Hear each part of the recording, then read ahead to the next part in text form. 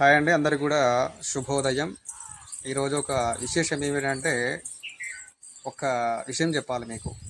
ఏమిటంటే, అందరూ అనేక తప్పులు చేసి ఏం చేస్తున్నారు అంటే, నేను తిరుపతికి వెళ్ళొస్తే అయిపోతుంది, నేను అరుణాచలం వెళ్ళొస్తే అయిపోతుంది, నేను కాణిపాకం వెళ్ళొస్తే అయిపోతుంది, ఈ భూమండలంపై ఉన్నటువంటి జ్యోతిర్లింగాలు దర్శనం చేసుకొస్తే కూడా అయిపోతుంది అనేటువంటి అవగాహనతో ఉంటారు. అయితే మనిషి అనేటువంటి వాడు పొరపాట్లు చేస్తూనే ఉంటాడు. కానీ ఆ పొరపాట్లు చేయకుండా సరైనటువంటి నిర్దేశంలో ముందుకు సాగితే మనం ఏ పుణ్యక్షేత్రంకి వెళ్ళి దర్శనం చేసుకొచ్చినా సరే పుణ్య ఫలితం ఉంటుందన్నమాట.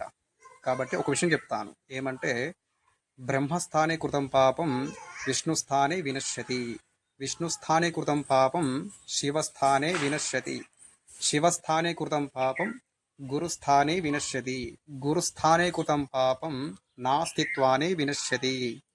అంటే మీకు అర్థమైండొచ్చు, బ్రహ్మస్థానే కృతం పాపం అంటే బ్రహ్మ దగ్గర ఏవైనా తప్పులు చేసి ఉంటే కనుక అవి విష్ణుస్థానే వినశ్యతి అనగా విష్ణు దగ్గర చెప్పుకొని సర్దిద్దుకోవచ్చనమాట.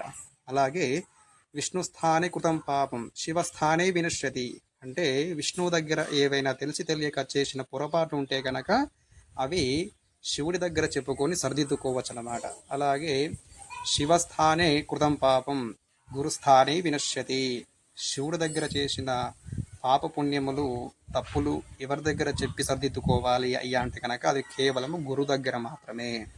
కాబట్టి అలాగే గురు దగ్గర చేసిన పాపాలు తప్పులు ఉంటే కనుక ప్రాయశ్చిత్తాలు అవి ఎప్పటికి కూడా ఎవ్వరు కూడా ఆ తప్పుల్ని సరిదిద్దలేరన్నమాట.